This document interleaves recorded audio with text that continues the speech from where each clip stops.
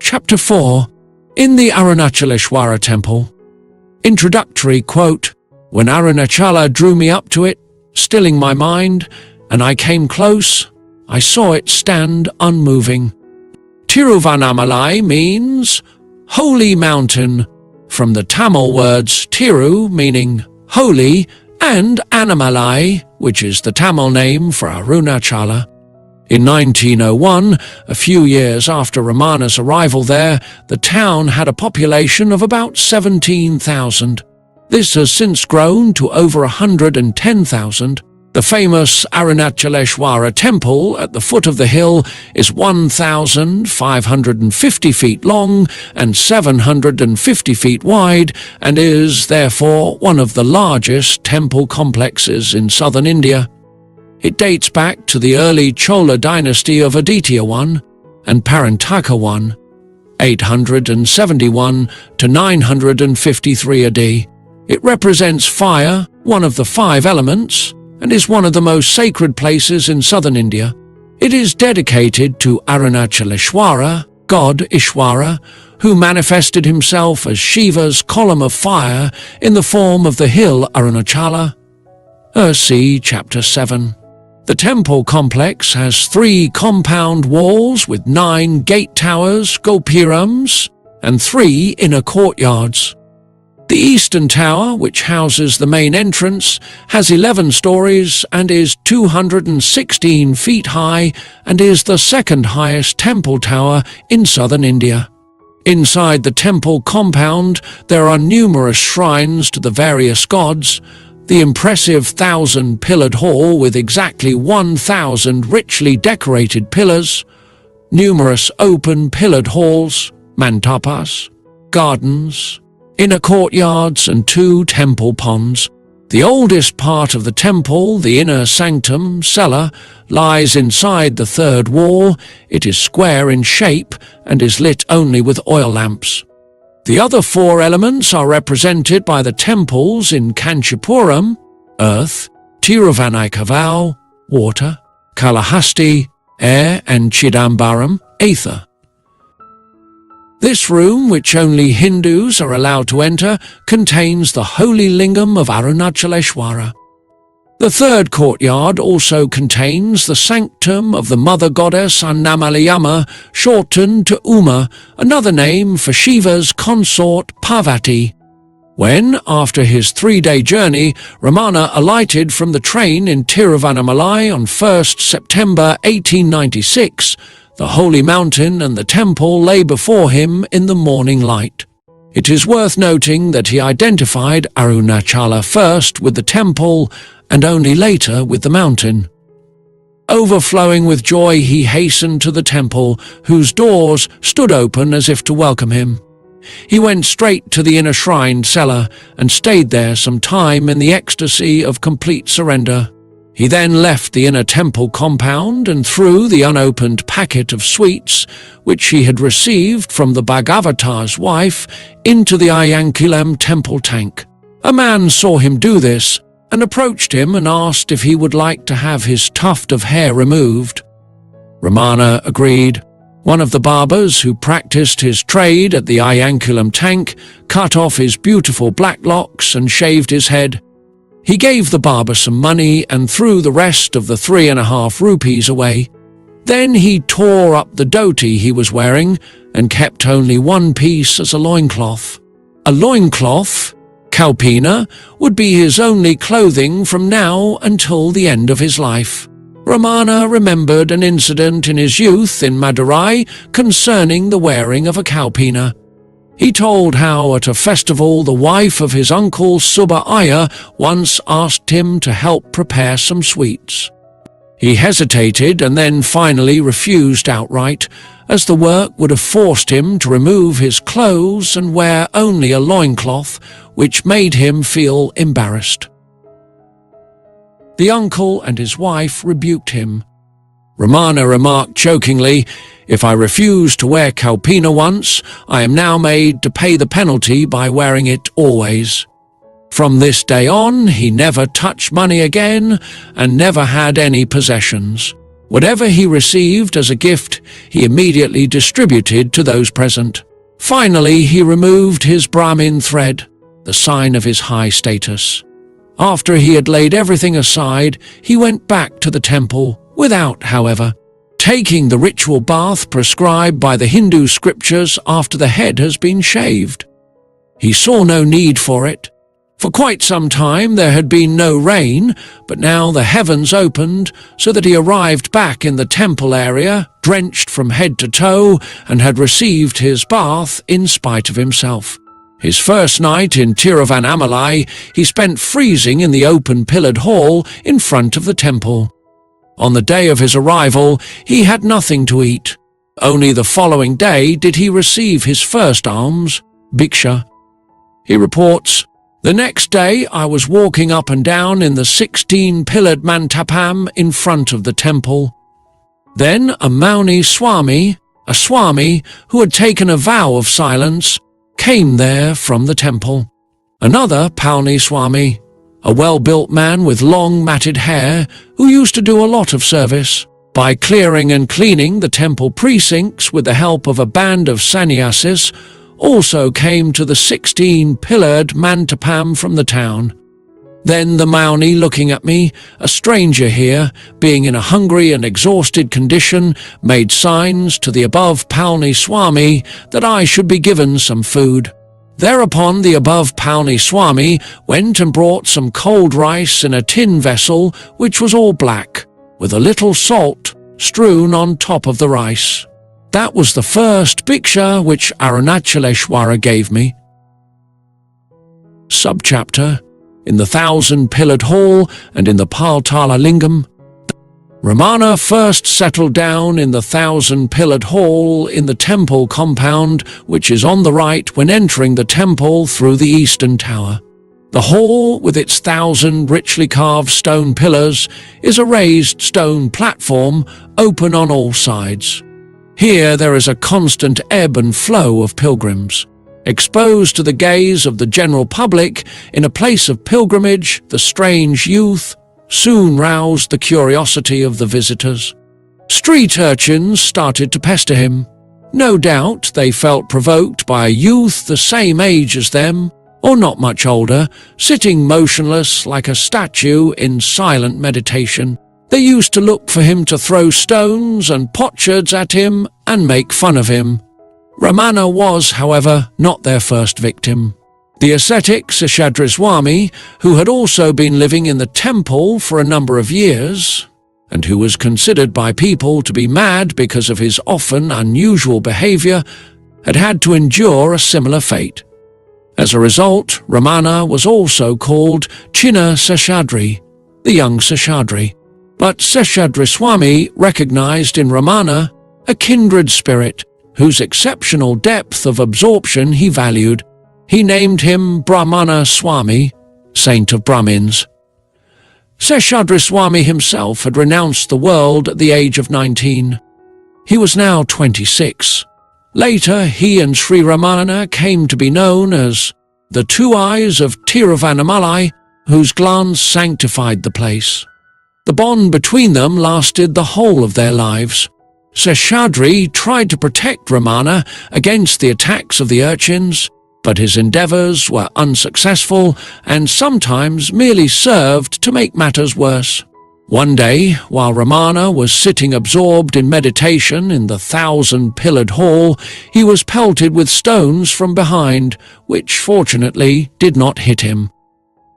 As a result, he nevertheless decided, in order to escape such troubles in future, to withdraw to a windowless underground vault under the 1,000-pillared hall, known as the Paltala Lingam, Paltala equal to Snake's Cave. Underworld, a kind of hell.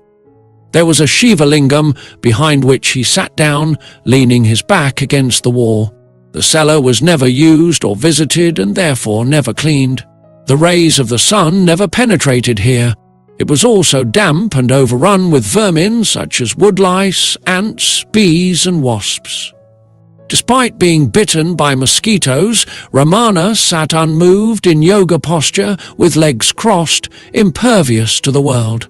His thighs, where they met the ground, were soon covered with ulcers, from which blood and pus oozed. The scars were to remain visible for the rest of his life. Here the children left him in peace. He reported, "Children used to run after me, and when I hid myself in Partala Lingam, from the outside they would pelt me with stones and potsherds, but none of it reached me as I used to sit in the southeast corner. The urchins never dared to come in because of the extreme darkness that prevailed in the pit, the broken steps of which could not even be seen from the surface. A pious woman named Ratnamal found him there. She spoke to him and brought him something to eat. She urgently begged him to leave the place and come to stay at her home, but the young Swami made no reply, either through words or gestures. She laid a clean piece of cloth beside him and bade him to use it as a bed or to sit on to keep at least some of the vermin away, but he took no notice and did not even touch it. He also made no effort to obtain any food. People therefore used to place food in his mouth, but he was not aware of it. When later he was asked if he had any food during the time of his stay in the vault, he answered, "Food was forthcoming, milk, fruits, but whoever thought of food?" Sri Ramana neither spoke nor moved. People who saw him like this thought he was practicing an intense kind of spiritual exercise, tapas. Because he was silent, people were of the opinion that he had taken a vow of silence, mauna. But for him, all this was no spiritual exercise at all. It was merely something that happened to him. I have never done any sadhana. I did not even know what sadhana was. Only long afterwards I came to know what sadhana was and how many different kinds of it there were. Only if there was a goal to attain, I should have made sadhana to attain that goal. There was nothing which I wanted to obtain. I am now sitting with my eyes open. I was then sitting with my eyes closed. That was all the difference. I was not doing any sadhana even then. As I sat with my eyes closed, people said I was in samadhi. As I was not talking, they said I was in mauna. The fact is, I did nothing. Some higher power took hold of me and I was entirely in its hand. There is little or no information about how long Ramana stayed in samadhi in the Partala Lingam. It was probably several weeks. One Venkatachala Mudali, a visitor to the temple, finally brought him out of there after Seshadri had drawn his attention to the alarming bodily condition of the young Swami. Venkatachala Mudali reports, "One day, going near the 1,000-pillared hall, I found a group of boys, mostly Muslims, hurling stones in the direction of the pit. Enraged at the sight, I seized a twig and ran towards the young scamps who fled promptly. Suddenly, from the dark recesses of the hall, there issued forth the figure of Seshadri. I was taken aback, but soon recovering myself, inquired of the Swami if the stones pelted by the boys had hurt him. 'Oh no,' replied the Swami, 'but go and see the Chinnaswami there,' pointed towards the pit and went away. Proceeding inside, I could make out nothing for a while as I was coming from the glare into the darkness. In a few minutes, the faint outlines of a young face became discernible in that pit. Somewhat frightened, I went out to the adjoining flower garden where a sadhu was working with his disciples. Mentioning the facts to them, I took some of them with me. Even then, the youthful figure sat motionless and with closed eyes, despite the noise of our footsteps. Then we lifted the Swami from the pit, carried him from the hall up a flight of steps, and deposited him in front of a shrine of Subramanya. The Swami still remained unconscious, his eyes closed. Evidently he was in deep samadhi. We noted the large number of sores on the nether side of his thighs and legs, with blood and pus flowing from some of them, and wondered how anyone could remain unconscious of the body amid such torture. Regarding it as irreverence, nay impertinence, to make any further noise in such presence, we bowed and came away. Subchapter: in different areas of the temple compound. At the shrine of Subramanya there lived a Mauna yogi and a group of mendicant ascetics who had settled down in the nearby garden. Sri Ramana was cared for occasionally but not regularly. At noon each day the yogi used to bring him a glass of milk collected from a stone basin after the sacrifice to the statue of goddess Uma.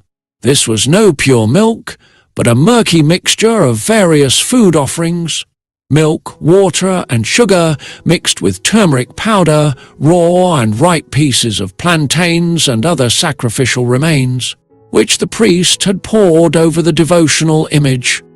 Indifferently, Ramana swallowed it all. When the temple priest who performed the service at Uma's shrine noticed that one day he was dismayed. He thereafter arranged that pure milk without any additions be brought to Ramana as soon as it had been offered to the goddess.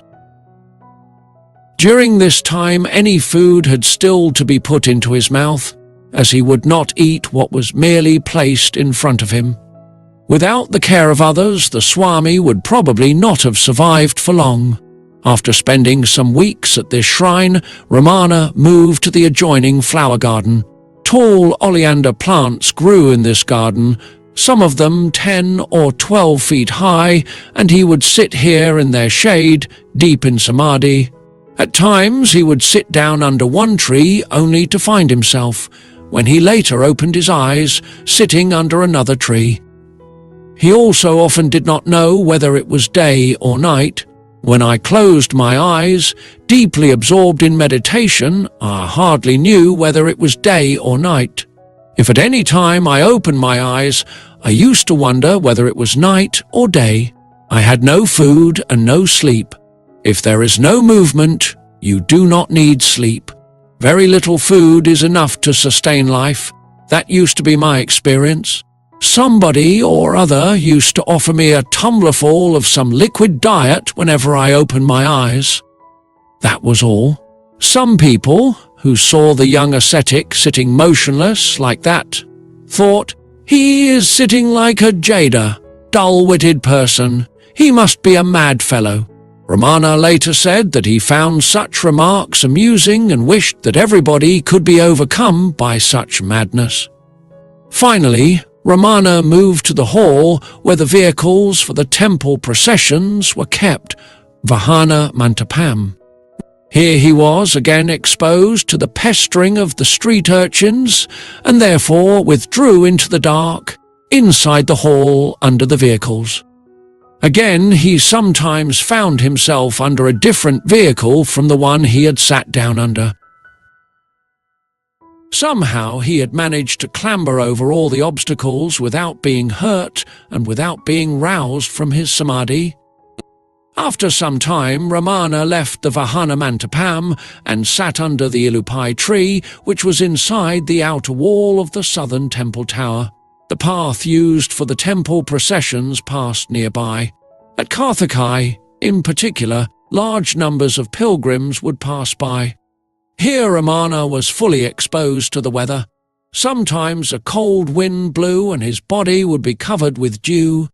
To protect himself against the cold, he would cross his arms about the upper part of his naked body. Later he reflected that no woolen blanket could compare to the arms laid across the chest, and that this was the first upper garment that he used.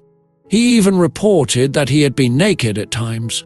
It was not because I had a vairagya, renunciation, that I should have no clothing of any sort.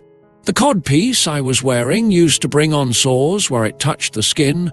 When the sore became bad, I threw away the codpiece. That is all. There used to be an old Gurukul, temple priest, who for the first time arranged for some regular food for me, either by supplying some from his house or by sending the abhisheka milk, sacrificed milk, from the temple to me. After I had been nude for about a month, this old Gurukul told me one day, "Boy, the Karthikai Deepam is approaching. People from all the 24 districts will be flocking here. Police from all the districts will also be here. They will arrest you and put you into jail if you are nude like this. So you must have a codpiece."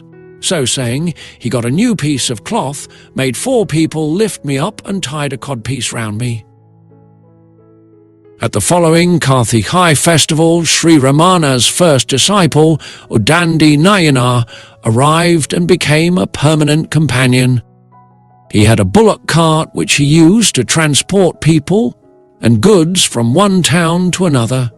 Like so many other pilgrims, he too had come to Tiruvannamalai for the Karthikaya festival and saw the young Swami sitting under the ilupai tree, absorbed in deep samadhi. In search of self-realization and peace of mind, he recognized in the young Swami the living embodiment of the Holy Scriptures and said to himself, "Here indeed are realization and peace, and here must I seek them." From then on, he did not leave his side. He took care of his bodily needs and prevented him from being disturbed or bothered. He settled down at a short distance from him, observed the crowds of visitors for hours at a time, and drove away the urchins who found it amusing to cause trouble for the young ascetic. He also cooked simple meals which he shared with him. Udandi was a learned man. In Sri Ramana's presence, he recited sacred yoga and Vedanta texts such as Yoga Vasistha and Kaivalya Navanita. He longed to hear some words of instruction from his new guru, which would help him on the way to self-realization and help him find peace. But the Swami kept silent, and he, in his turn, did not dare to speak to him. Udandi was unable to remain with Ramana constantly. During his lengthier absences, Ramana was again pestered by street urchins or people who were curious to see him. Here there were no dark places where he could hide. Many thought him simply to be a lazy good-for-nothing and played tricks on him. One day, while he was sitting under the ilupai tree in samadhi, unaware of his body when no one was near, a boy poured some mud over his back to find out how deep the absorption of the young ascetic was. When Ramana later came back to body consciousness, he noticed that his loincloth was wet and stinking, and that someone must have played a prank on him. He did not feel any anger, but the time was approaching when he would leave the temple area and move to a quieter place. Thank you for listening. Please subscribe to Biography Central channel and share with your friends. This will help us reach more viewers.